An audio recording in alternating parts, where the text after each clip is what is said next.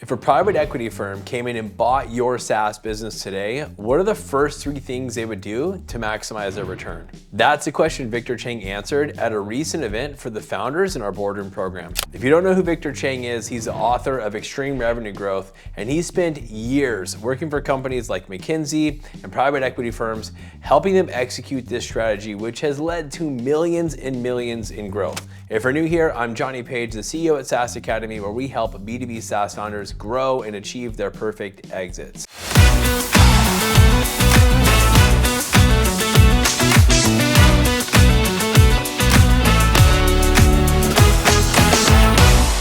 Now, before we get into this is only a strategy for established SaaS companies. While there are some exceptions, you need to be at least 3 to 5 million in ARR to have enough customers and data for this even to make sense. So if you're still refining your go-to-market strategy and you're figuring out your product, this video is probably not for you. All right, so let's take a 10,000 foot view of this strategy, and then we'll unpack some of the tactics to help you execute.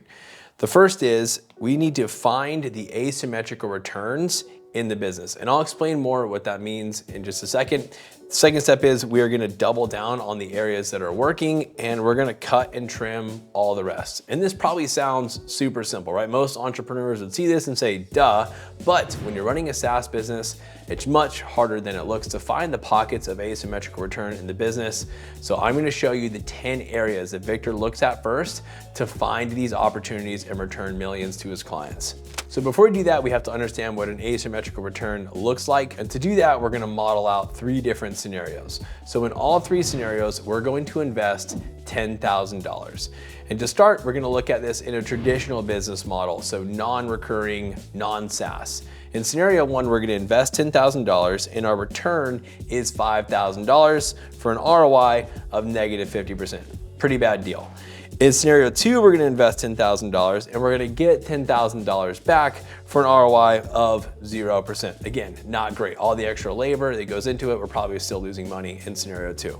In scenario 3, we're gonna invest $10,000 and get $25,000 back for an ROI of 150%. It's a great deal, right? Now, this isn't rocket science, but in a SaaS business, it can get a little bit tricky because our returns are spread out over a longer period of time, over the life cycle of the account, which is where we get the term lifetime value. So to translate this concept into a recurring revenue business model, we need 2 numbers. For the investment, this is actually our cost of acquisition or customer acquisition cost. For the return, this is our lifetime value. And then for ROI, this is our CAC to LTV ratio. Okay, so how many dollars do we have to spend to actually get the lifetime value? This is what every private equity firm and VC is gonna reduce a business down to, is how quickly can I put cash in and get cash out? Is this a productive revenue engine for us to purchase? So the process of creating extreme revenue growth in your SaaS product comes down to finding the pockets within your business where you're acquiring customers for really cheap and they end up being your most valuable account. So maximizing that CAC to LTV ratio. So now let's take a look at the top 10 high value areas to look to find your asymmetrical returns. All right, so the first area to look is in refining your ideal customer profile, or your ICP. Now, in every business, there is a delta, a difference between the lowest value customer and the highest value customer. And the first place to look for an asymmetrical return is what's contributing to that gap. What's the difference? Maybe it's their geography, their industry, their employee count. Maybe they're transitioning off a specific tool, or they have a specific role within the company that makes adoption and expansion much easier. Is there a symptom showing up in the business that makes a product even stickier?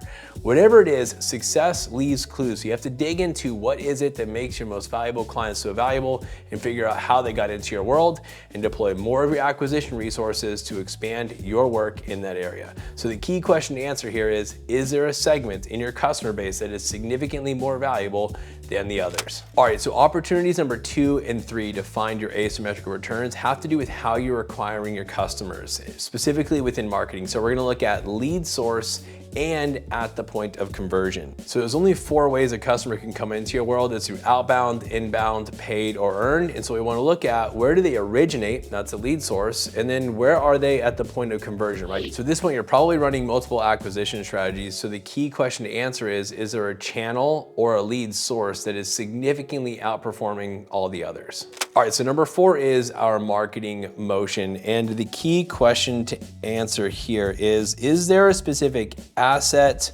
or experience that our customers having that is making them more likely to convert or stay longer? All right, so number 5 is your sales motion, right? Is there a way that we are selling to our clients that is making a significant difference on the LTV? Maybe you have product-led motion where you have users going into a free trial and onboarding themselves, and then maybe you've got a sales motion where they actually talk to a sales rep and get onboarded through customer success. Is there a difference in how long they stick around and their CAC to LTV ratio?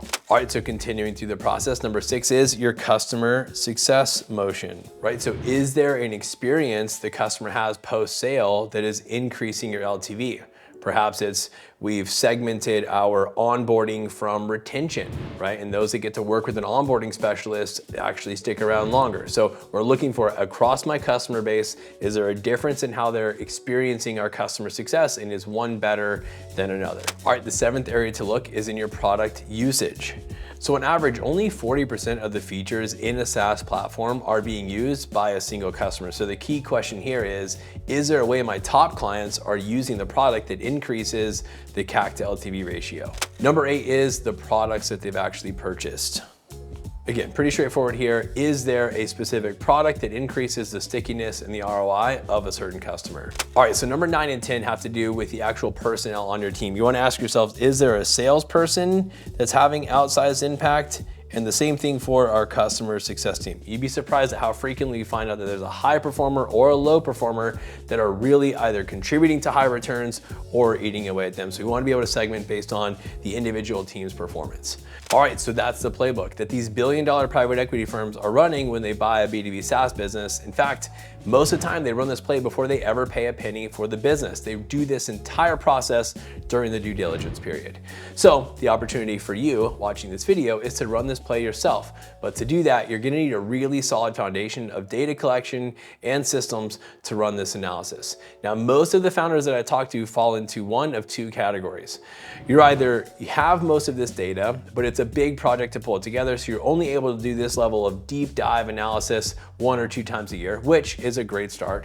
Or you don't have most of this data, and the data you do have, you don't really trust. And that is where a revenue operations team comes into place. The one hire that unlocks all these opportunities is a director of revenue operations. You need someone in your organization to own the entire data infrastructure and make sure that all the systems and the teams are set up to give you the answers to these questions.